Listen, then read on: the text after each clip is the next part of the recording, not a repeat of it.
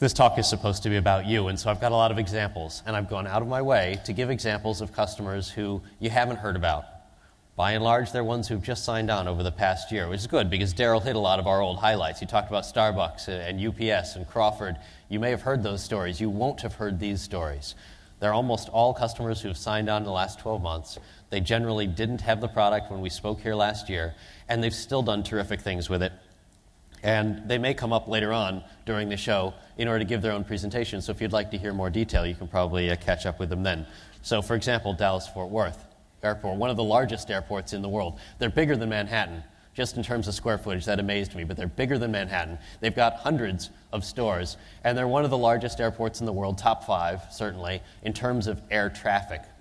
So it was last year, in 2013, early 2013, I had the opportunity to have a very energetic conversation over lunch with the CIO of Dallas-Fort Worth Airport, a man named William Flowers.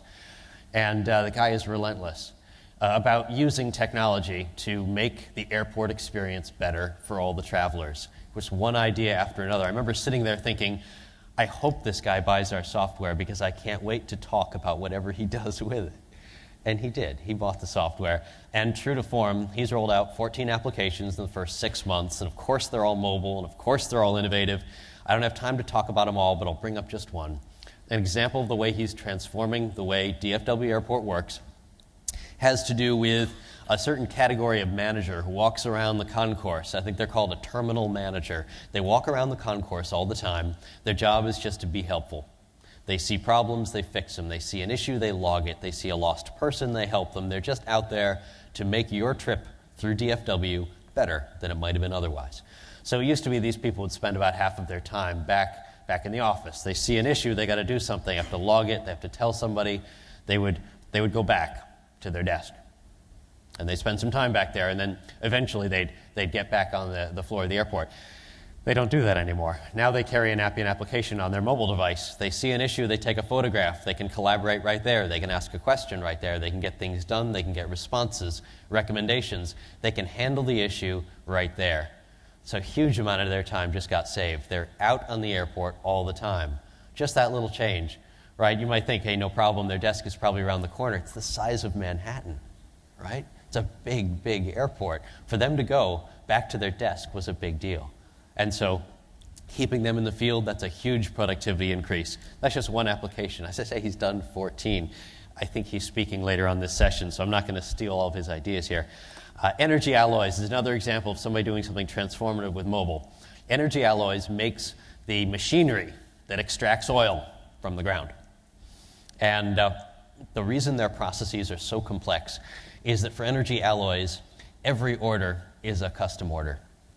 Right, because everybody does their own drilling under different circumstances. So they get custom orders, and the orders have to do with things like the size of the material and the density and the melting point. How cool is it to have a business that you care about the melting point of your product, right? Unless you're an ice cream, that's great. And so everything they do, right, is custom.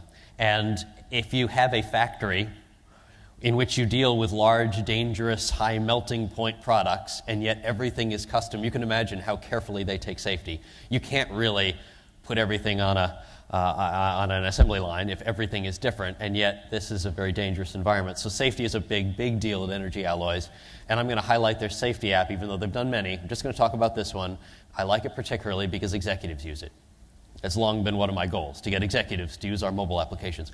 So in this application, this safety application, the mobile device walks you through a safety check. No matter where you are, no matter who you are, what you know, it'll just give you the basic steps. It's very intuitive, right? Yes, no choices, tells you what to look at. You can just call it up and say, I'd like to do a safety check right now on this pile of equipment, right? And okay, it gives me all the steps. It's multimedia. So take a video, take a picture, something like that.